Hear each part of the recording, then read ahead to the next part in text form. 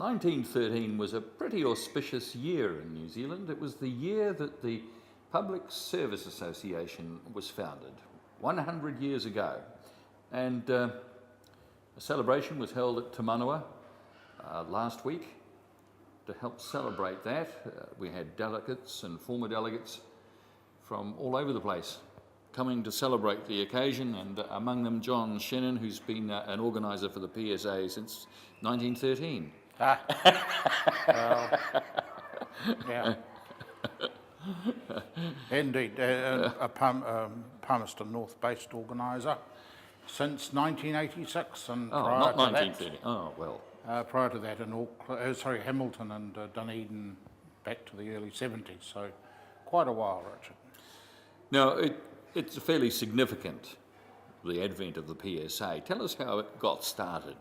Well, public servants in New Zealand were actually quite relatively late in getting underway with unionisation. A number of other groups of workers had already formed unions in the 1870s and 1880s. And in the state sector, groups like the railways, for example, were highly unionised by the end of the 19th century. In the public service, there were faltering attempts made to establish unions in the 1880s and 1890s, largely led by a very charismatic figure called Edward Tregear, who I think is a very underrated member of our history, New Zealand history. Edward Tregear ended up as the Secretary of Labour, the head of the Labour Department, and worked with a politician called William Pember Reeves in crafting He was a poet as well, wasn't he? He was a poet, yes. he was. Yes. And Tregear worked with him in writing what was called the Industrial Conciliation and Arbitration Act, the IC&A Act, which set labour relations law in New Zealand right from the 1890s through to the 1970s.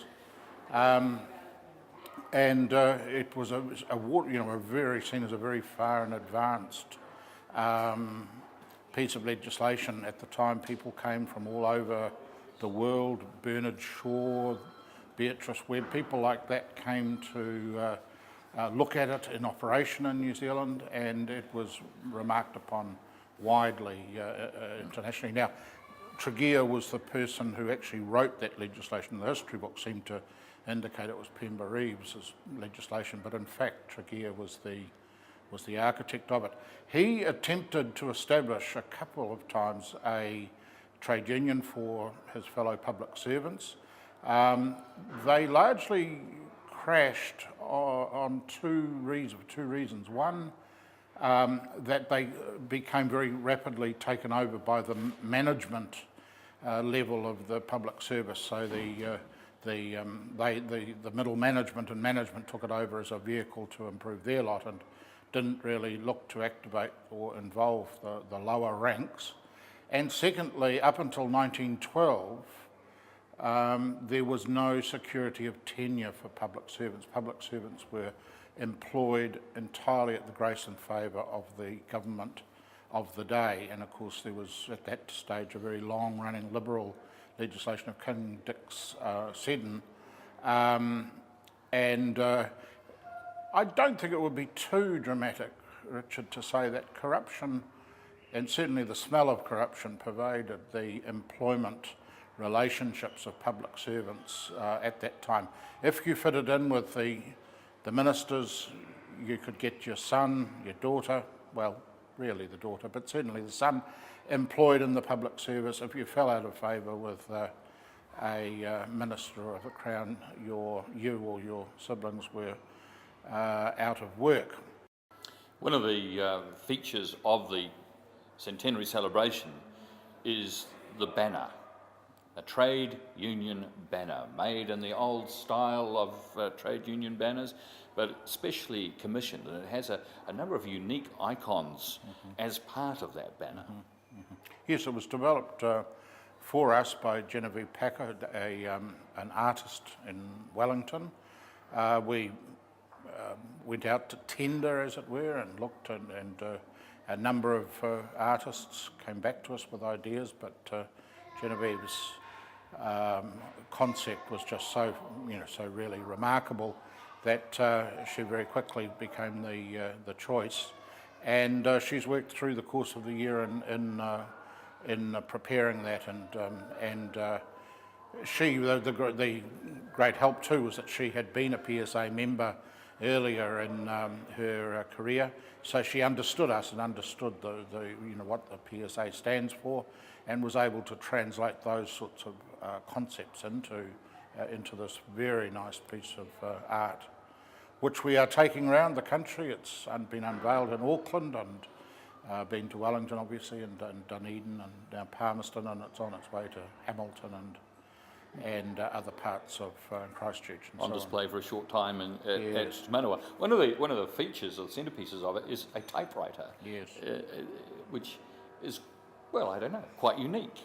Well, yeah, I mean, the trade union banners that you referred to come from a long tradition in England where different trades, as in trade unions, had their unions and had their very focused symbols, such as, you might have the drivers' union will always show carts with horses and, men, even those, the tailors' union will obviously have clothes and sewing equipment and so on it. The public service, the issue, of course, there is it's such a huge plethora of different industries that it's involved in and different occupations who are employed in it. So it does mean we have a number of choices to look at, but there's no one item that is really totally iconic of all of public servants. But the typewriter really does stand out as being as close to that iconic image as you could get. I personally can remember starting in the 1970s as an organiser, the large typing pools that existed around the country. Here in Palmerston North, the Inland Revenue Department, the Social Welfare Department, all those places had huge rooms full of 30-odd young women mainly, sitting typing, just the clatter, clatter, clatter all day, and the supervising typist sitting up the far end of the room on a raised podium looking out, surveying all her little bees working away there around the hive. It was it was a place in which New Zealand grew. Young women found work in those sorts of typing pools, married, moved on. It was a way in which young women came into the workforce.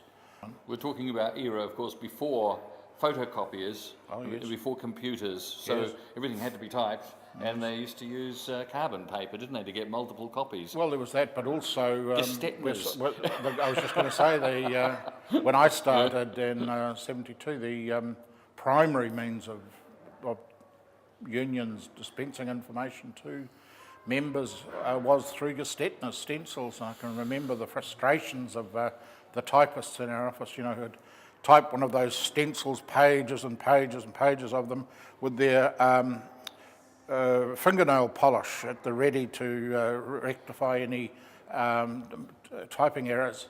And then on the last, after some hours of preparing these, they would take the stencil off the typewriter and not very frequently, but sometimes they would rip on the process of coming out, and you can remember the screams of the typists.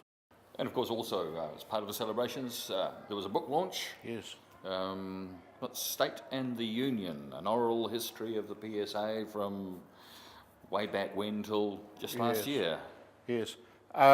Indeed, we were very fortunate in the 1980s to have engaged the services of Bert Roth, most probably New Zealand's preeminent Labour historian, to write our history, and he did that, a book called Remedy for Present Evils, which was published, and just really as the then Labour government, the Longy Labour government, came into power, and of course the huge restructurings under the State Sector Act that Stan Rodger put through Parliament, which really effectively terminated the public service as we knew it and brought all the public service into the same pay fixing and legal arrangements as the private sector. So that was a sort of real watershed in the history of the public service. So we were fortunate that Bert Roth wrote this book, brought the history up to that